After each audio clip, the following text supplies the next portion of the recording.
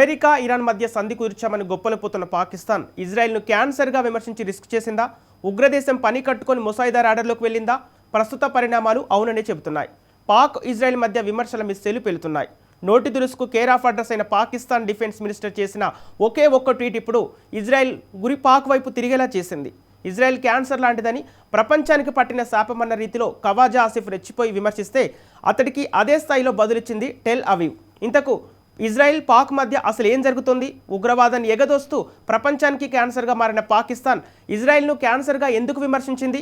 ఈ నోటి దురిసే ఇజ్రాయెల్ గురి పాకిస్తాన్ వైపు తిరిగేలా చేయబోతుందా? Watch this story.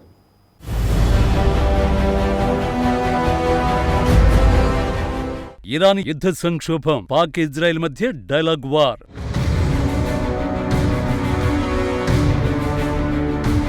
ఇజ్రాయెల్ను క్యాన్సర్తో పోల్చిన పాక్ రక్షణ మంత్రి ఆసిఫ్.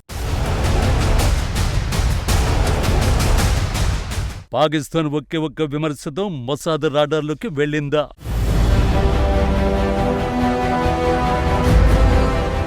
పశ్చిమాసియా యుద్ధ సంక్షోభం వేళ పాక్ డిఫెన్స్ మినిస్టర్ రెచ్చిపోయి చేసిన విమర్శలే ఇవి. లెబనాన్ దాడుల విషయంలో ఇజ్రాయెల్పై అభ్యంతరకర వ్యాఖ్యలు చేశాడు. ఇజ్రాయెల్ అనే దేశం క్యాన్సర్ లాంటిదని ప్రపంచానికి పట్టిన శాపమన్న రీతిలో వ్యాఖ్యానించాడు.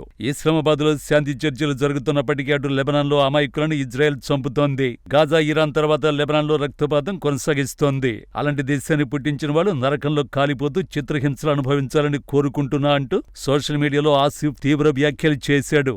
ఈ వ్యాఖ్యలే మిడిల్ ఈస్ట్ యుద్ధ సంక్షోభాన్ని విధ్వంసక మలుపు తిరిగేలా చేసింది. పాకిస్తాన్ డిఫెన్స్ మినిస్టర్ ఈ రేంజ్లో రెచ్చిపోయిన తర్వాత ఇజ్రాయెల్ సీన్లోకొచ్చింది. పాక్ పై ఓ రేంజ్లో విరుచుకుపడింది.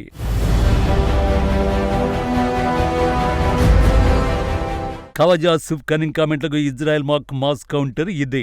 ఆసిఫ్ వ్యాఖ్యలపై ఇజ్రాయెల్ ప్రధానమంత్రి బెంజమిన్ నెతన్యాహు కార్యాలయం చేసిన ట్వీట్ ఇది. ఇజ్రాయెల్ నాశనం కోరుకుంటున్న పాకిస్తాన్ మంత్రి వ్యాఖ్యలు అసహ్యకరంగా ఉన్నాయని అన్నారు. ఏ దేశం ఇలాంటి వ్యాఖ్యలను స్వాగతించబోద్దని, పైగా శాంతి చర్చలో మధ్యవర్తిగా వ్యవహరిస్తున్న దేశం నుంచి ఇలాంటివి ఊహించలేమంటూ కౌంటర్ ఇచ్చింది. ఇజ్రాయెల్ విదేశాంగ మంత్రి గిడియోన్ సర్ కూడా పాక్ నాయకత్వాన్ని తీవ్రంగా తప్పుబట్టారు. ఇజ్రాయెల్ ని క్యాన్సర్ జబ్బుతో పోల్చడం అంటే ఒక దేశం నాశనాన్ని కోరుకోవడమే.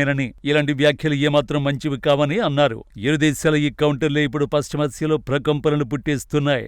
ఇరాన్ అమెరికా యుద్ధంలో చైనాతో పాటు పాకిస్తాన్ మధ్యవర్తిత్వం వహించడం ప్రపంచాన్ని ఆశ్చర్యపరిచింది. కానీ ఈ వ్యవహారంలో పాక్ పాత్రేమీ ఉండకపోవచ్చని, అసలు ఆ దేశాన్ని నమ్మడానికే వీల్లేదని ఇజ్రాయెల్ అంటోంది.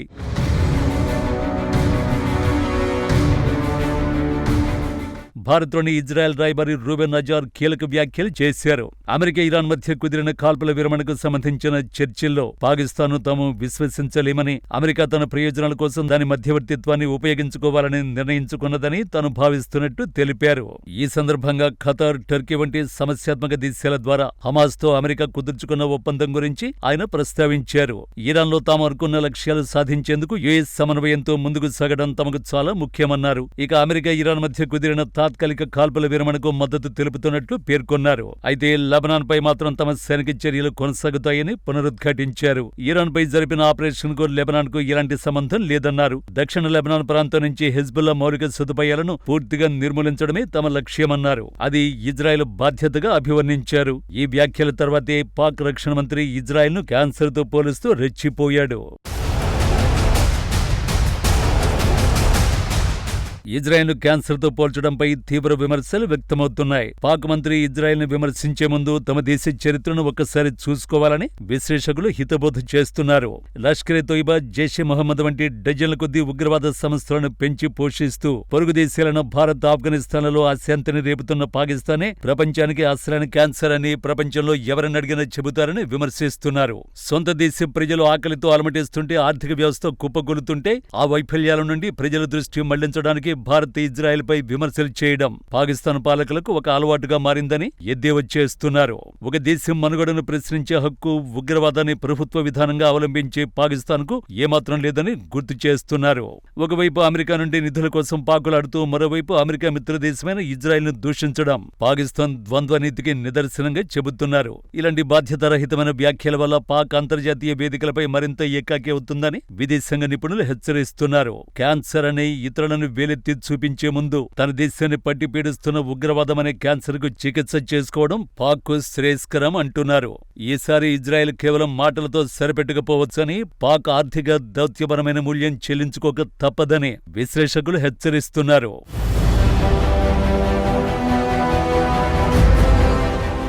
నిజానికి ఇజ్రాయెల్ పాకిస్తాన్ మధ్య ఏనాడు అధికారిక సంబంధాలు లేవు. పైగా ఉగ్రవాదం విషయంలో పాక్ పై ముందు నుంచి ఇజ్రాయెల్ గురి ఉంది.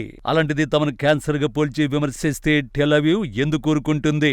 ఇప్పటికైతే మాటలతోనే బదులిచ్చింది, కానీ ఈసారి చేతులతోనే బదులిస్తుంది. ఆ దిశగా ఆల్రెడీ ఇండియాతో కలిసి అడుగులేస్తోంది ఇజ్రాయెల్. భారత్ ఇజ్రాయెల్ నిఘా సంస్థలు రా, మొసాద్ కలిసి పనిచేయాలని ఇటీవలే నిర్ణయించుకున్నాయి. ఈ రెండు పవర్ఫుల్ గ్రూపులు పాకిస్తాన్ పై నిఘా పెడితే రిజల్ట్ ఎలా ఉంటుందో ప్రత్యేకించి చెప్పాల్సిన అవసరం లేదు. ఇరు దేశాల మధ్య ఆల్రెడీ రక్షణ భాగస్వామ్యం బలోపేతమవుతోంది. అత్యాధునిక ఆయుధ టెక్నాలజీ బదిలీ కూడా జరుగుతోంది. ఒక రకంగా పాకిస్తాన్కు అసలు భయం కూడా భారత్ ఇజ్రాయెల్ మధ్య స్నేహబంధమే. అందుకే పనిగట్టుకుని ఆ దేశంపై విమర్శలకు దిగుతోంది. కానీ అదే తాను చేస్తున్న అతి పెద్ద మిస్టేక్ అన్న నిజం ఉగ్రదేశానికి అర్థం కావడం లేదు. అది అర్థమయ్యే రోజు చాలా దగ్గరలోనే ఉంది. ఈసారి పాకిస్తాన్కు తగిలే దెబ్బ మామూలుగా ఉండదన్నది మాత్రం క్లియర్.